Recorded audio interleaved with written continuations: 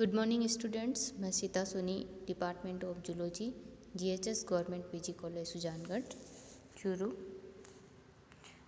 आज हम first year का जो टेक्सोनॉमी का चैप्टर है उसमें पेपर सेकंड में एनेलिडा के बारे में हम डिस्कशन करेंगे। एनेलिडा जो है इसकी यदि हम हिस्ट्री देखें तो कैरोलस लिनियस ने कोमल शरीर वाले सभी जंतुओं को वर्म्स के अंतर्गत वर्गीकृत किया था और संघ एनेलिडा की स्थापना जो है वो लेमार्क के द्वारा की गई है। एनेलिडा संघ के प्राणियों का शरीर लंबा नलिकाकार होता है एवं इनमें नलिका में नलिका व्यवस्था पाई जाती है। ये स्वतंत्र जीवी प्राणी होते हैं जो स्थलीय या जलीय वातावरण में पाए जाते हैं। कुछ प्राणी बाह्य परजीवी होते हैं जो अन्य प्राणियों के शरीर पर निवास करते हैं। शरीर के बाहर क्यूटिकल का आवरण पाया जाता है जो बाह्य कंकाल के रूप में होता है। इन प्राणियों में मेटामेरिक प्रकार का खंडन पाया जाता है, अर्थात शरीर के सभी खंड आकार प्रकार में समान होते हैं। एनेलिडा में वास्तविक खंडन उपस्थित होता है, अर्थात जैसा खंडन बाहर से दिखाई देता है वैसा का वैसा खंडन अंदर होता है। ये प्रोटोस्टोमिया प्राणी होते हैं, अर्थात इन प्राणियों में ब्लास्टोपोर से मुख का निर्माण होता है। इन प्राणियों में द्विपार्श्व सममिति पाई जाती है, अर्थात किसी एक अक्ष से काटे जाने पर दो समान अर्धांशों का निर्माण होता है। एनेलिडा प्राणियों में श्वसन शरीर की सामान्य सतह से संपन्न होता है, अर्थात इनमें त्वचीय श्वसन पाया जाता है। उत्सर्जन हेतु इनमें नेफ्रिडिया पाए जाते हैं। पोषण हेतु पूर्ण विकसित आहार नाल एवं पाचक ग्रंथियाँ पाई जाती है एवं इनमें बाह्य कोशिकीय पाचन पाया जाता है। अंतः का गाल हाइड्रोस्टेटिक द्रवस्थैतिक प्रकार का होता है। यूसिलोमेट जो साइजोसिलोम प्रकार की होती है। सिलोम इनमें साइजोसिल प्रकार की होती है। तंत्रिका तंत्र विकसित होता है जिसमें तंत्रिका वलय एवं तंत्रिका रज्जु प्रेजेंट होती है। इनमें लॉन्गिट्यूडिनल, सर्कुलर, ओब्लिक मसल्स पाई जाती है। गमन हेतु गमनांग पाए जाते हैं जो असंधि युक्त होते हैं। वह सीटी व पेरापोडिया के रूप में पाए जाते हैं। ये प्राणी सामान्यतया द्विलिंगी प्रकार के होते हैं जिनमें लैंगिक जनन पाया जाता है। कुछ प्राणियों में शरीर के बाहर क्लाइटेलम पाया जाता है जो प्रजनन काल में कोकून का निर्माण करता है एवं कोकून में निषेचन की क्रिया संपन्न होती है, जबकि अन्य प्राणियों में निषेचन बाह्य जल में संपन्न होता है। इनमें परिवर्तन इनडायरेक्ट होता है। अप्रत्यक्ष परिवर्तन के दौरान इनमें लार्वा अवस्था पाई जाती है। इनकी लार्वा अवस्था को ट्रोकोफोर लार्वा कहती हैं।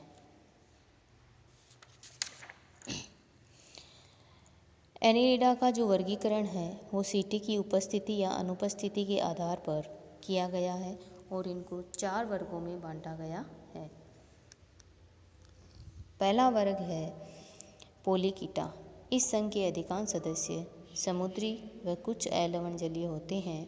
इस संघ के सदस्यों में स्पष्ट सिर पाया जाता है। सिर पर स्पर्शक, पैल्प और नेत्र पाए जाते हैं। इनमें प्रत्येक खंड में पेरापोडिया पाए जाते हैं।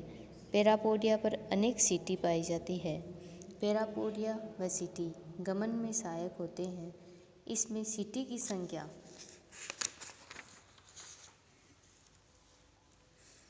ओलिगोकीटा से अधिक होती है।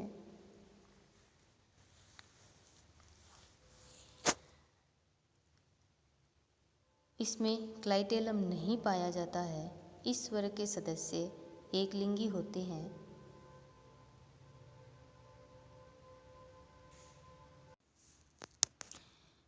पोलिकीटा के जीवन चक्र में ट्रोकोपोर लार्वा अवस्था पाई जाती है और इसे 2 सब क्लास में डिवाइड किया गया है, एरेंसिया और सीडेंटेरिया। इसका उदाहरण है नेरीज, इसे सैंडवर्म या क्लेमवर्म या रेगवर्म कहते हैं। हिटेरोनेरीज, यह नेरीज की लैंगिक प्रावस्था होती है। एफ्रोडाइट, इसे समुद्री चूहा कहते हैं। पोलिनोई, इसे स्केल वर्म कहते हैं। यूनिस, इसे पेलेलोवर्म कहते हैं।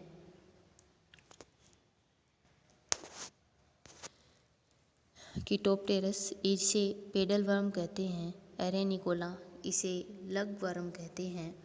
दूसरा जो इसकी क्लास है वो है ओलिगोकीटा। इस वर्ग के अधिकांश सदस्य स्थलीय व कुछ सदस्य अलवण जलीय होते हैं। इस वर्ग के सदस्यों में सिर अस्पष्ट होता है।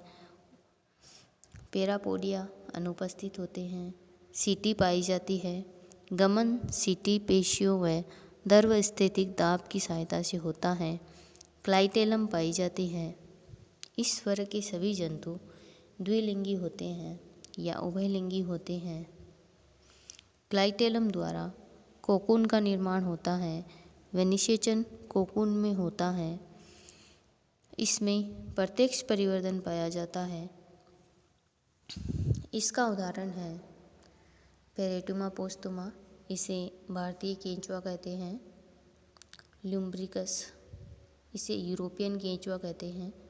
मेगास्कोलेक्स, इसे दक्षिण भारतीय केंचुआ कहते हैं। द्रविड़ा, इसे दक्षिण भारतीय केंचुआ कहते हैं। तीसरा जो वर्ग है वो है हिरुडीनिया। हिरुडीनिया जलीय या स्थलीय होते हैं। बाह्य परजीवी व रुधिरहारी होते हैं। सैंग्विवोरस होते हैं ये। शरीर में खंडों की संख्या 33 निश्चित होती है। शरीर में के दोनों सिरों पर चूसक पाए जाते हैं।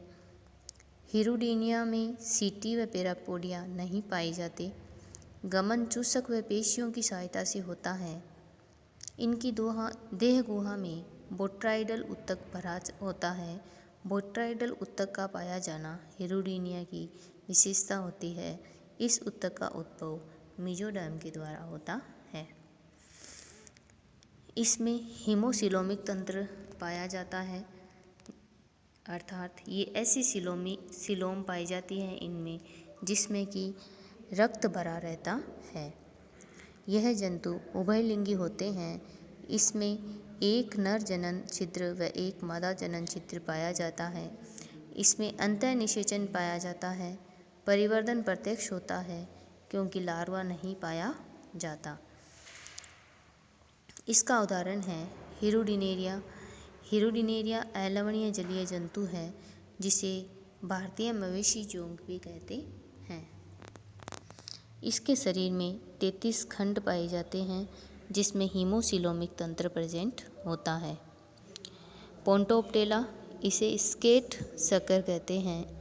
हीमोपिस, इसे अश्वजोंक कहते हैं। एकेंथोप्डेला, इसे साल्मोन फिश भी कहते हैं।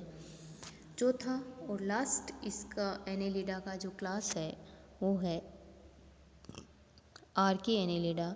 इस वर्ग के सभी सदस्य समुद्रीय होते हैं। इनका शरीर छोटा, बाह्य विखंडन अस्पष्ट होता है। पैरापोडिया व सीटी इनमें नहीं पाए जाते। इस वर्ग के जंतु यूनिसेक्सुअल होते हैं। उदाहरण है पोलिगोडियस, इसे आदिम एनेलिड्स भी कहते हैं। इस प्रकार से ये एनेलिडा के मुख्य रूप से मुख्य कैरेक्टर और क्लासिफिकेशन है। इसके अतिरिक्त एनेलिडा के कुछ विशेष जो है वो कैरेक्टर है, जैसे जोंक के क्रोप में 10 खंड पाए जाते हैं। जोंक की लार में प्रतिस्कंदक पदार्थ होता है, उसे हिरुडीन कहते हैं। एफ्रोडाइट को समुद्री चूहा कहते हैं।